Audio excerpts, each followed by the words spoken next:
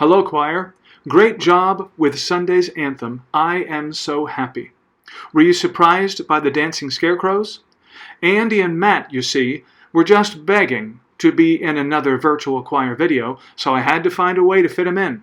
And dancing scarecrows seemed like the perfect solution.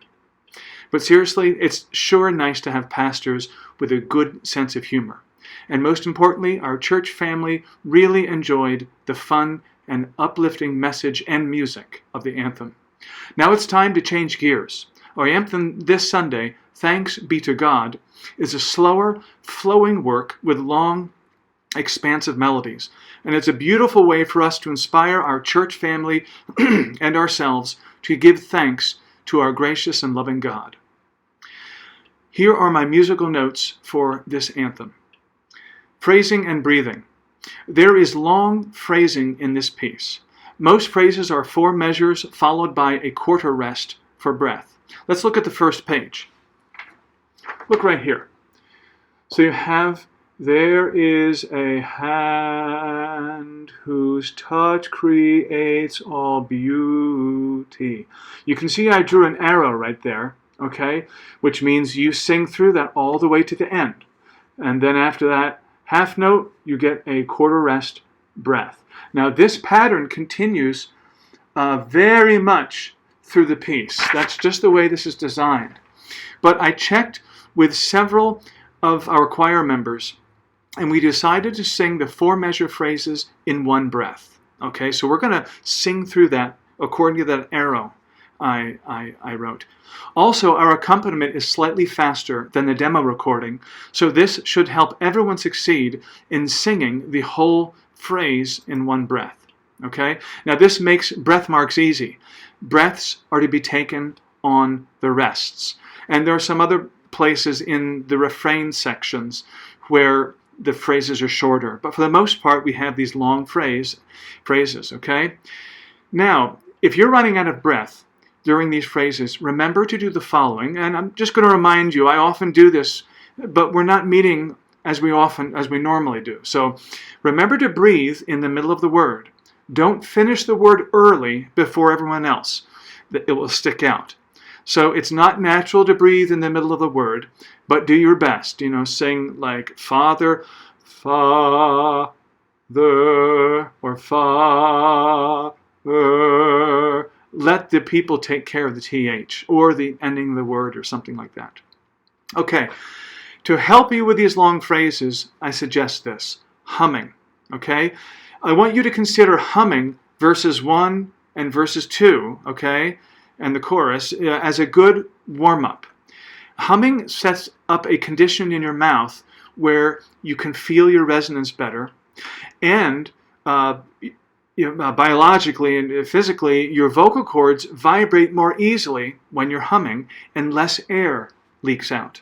And you're less inclined to squeeze your cords together, okay? So it's a real beneficial exercise. So you can hum, but you can also use like a coffee stirring straw. Let me talk to you about humming, okay? Hum as if you're gently holding a small egg in your mouth. And then you wrap your lips around it.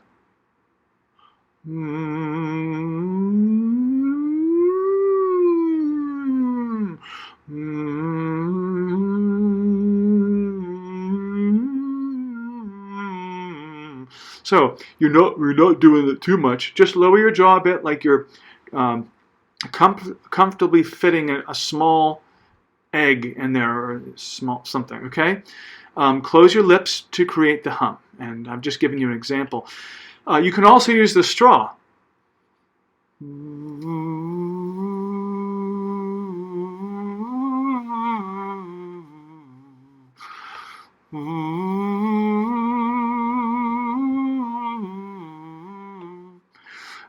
There are speech pathologists and vocologists that will use straws for vocal therapy, believe it or not. It does a similar thing to a hum, but even more so, okay?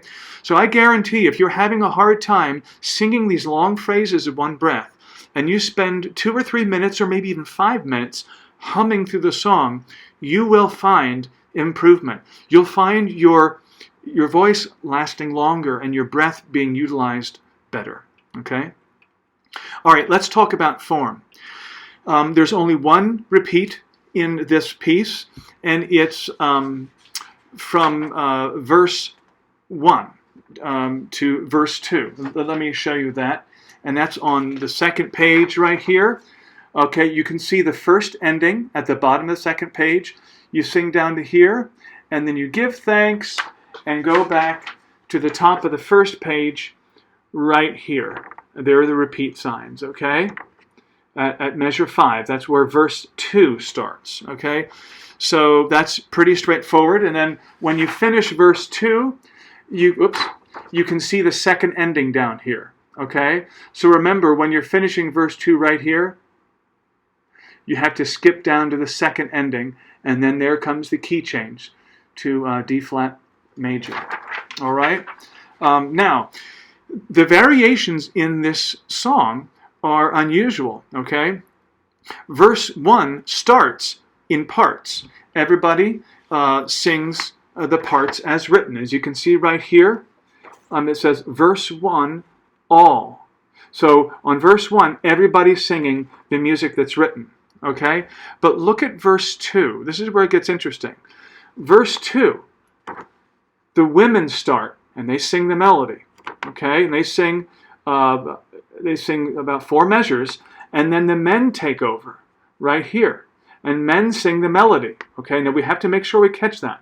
On verse 2, men sing the melody, those near and far, whose lines define our flow. And then when we get down here, it just says the second time, all of our voices come together when we get to this. And praise God's goodness past all comprehension. We finish verse 2 singing in parts. So quite simply, the beginning of verse 2, the women sing.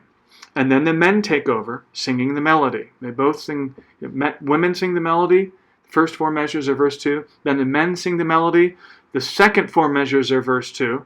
And then everybody joins back into parts as written. Okay? So that's pretty straightforward. And then, of course, you take the second ending at the bottom of page 2, which I just described. Okay, dynamics. Verses 1 and verses 2 follow the same pattern. Okay, verse medley is mezzo piano, and the refrain melody is mezzo forte. That's pretty predictable, and I circled those dynamic levels. But verse 3 starts mezzo forte. Okay, but this increase in dynamic level also happens because we'll be singing unison at verse 3. Let me get that real fast. So here's verse 3. You can see the increase to mezzo forte, and I put unison there to remind everybody we're singing unison and to sing through those long phrases. And then we get back down here and we go back into parts very quickly, okay? And then we go to forte when we get to what kind of resembles the chorus. Thanks be to God. That's forte, okay? So let me see what else I have here. That's it for dynamics. Verses 1 and 2, verse melody is mezzo piano, the refrain is mezzo forte. Verse 3 starts out mezzo forte and increases to forte when we get to the chorus. Okay, and it keeps that intensity really all the way until the end of the piece. Okay, but when we approach the end of the piece, we gradually taper off in dynamic level. So this would be a forte up here, and then we back off to mezzo forte, back off to mezzo piano, and we finish the piece in mezzo piano. Oh, and I put a note there, smile. Really smile, don't just show your teeth. Okay. Video. Videos are looking great. Y'all are getting very, very good at this. I appreciate the lighting. There's a couple of you that might have some better lighting. Try to explore that. If you have questions, let me know. You know, trying to get everybody to be the same distance from the camera. 2 to 3 feet. Sometimes I see people like 5 or 6 or 7 feet away. We want all of our voices to be the same distance from the recording device, so I have something equal to work with, okay? But you all are doing a great job really, really, really good. And I'm so proud of all of you for your willingness to, as I've said before, try these new things and to master these things. And you really have. You've gotten predictably good and successful at it. So enjoy recording this anthem. The phrasing will ask all of us to invest ourselves a little bit more musically and physically, but the beauty of this piece is really, really worth it. Our church family is going to really enjoy our musical anthem this Sunday.